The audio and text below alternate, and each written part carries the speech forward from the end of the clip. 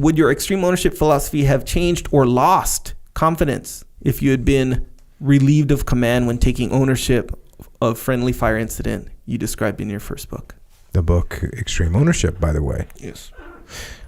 Just to be perfectly clear about this, I wasn't taking ownership of the situation so that I could keep my job.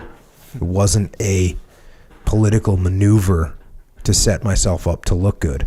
I was taking ownership of the situation because I was the leader of the situation that took place. Mm-hmm. I was the guy responsible for what was happening. I was taking ownership because that was the correct thing.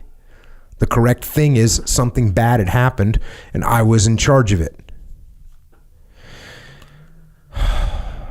And yes, I could have been fired. And if I would have been fired, I would have accepted it and I wouldn't have done anything different. So again, this is sort of similar to a couple questions ago. Like, that's extreme ownership is not about avoiding trouble. It's not about avoiding trouble. You don't say, well, I own it, and then you don't get in trouble. You know, you actually could get fired. You actually could get fired.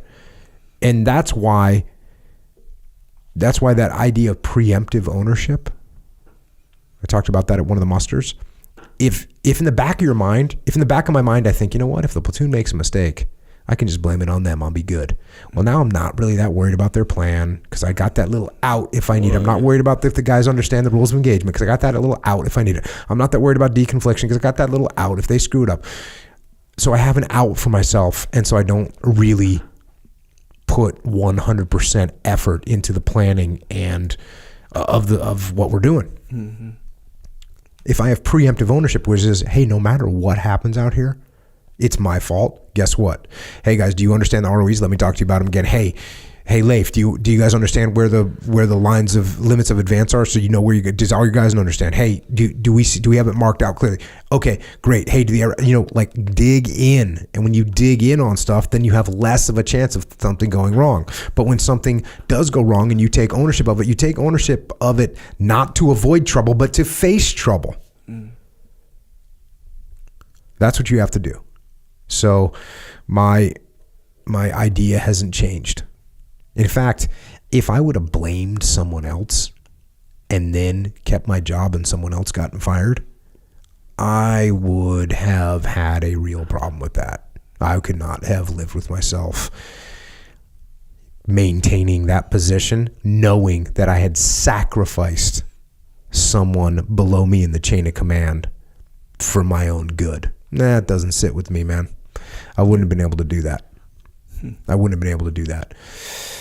And that's why when I was trying to figure out who to blame it on, because I was looking at this big problem because there was a lot of bad things, and I'm thinking to myself, okay, whose fault was this? And I couldn't figure out why I didn't feel comfortable saying it was this guy or it was that guy. It'd be like this guy and the previous one guy, well, it's Bill's fault. I don't feel comfortable saying that, especially when I'm in charge. And I don't feel comfortable when I'm a peer either. If my peer and we're part of a team and something goes wrong, I don't feel comfortable saying it was the other guy.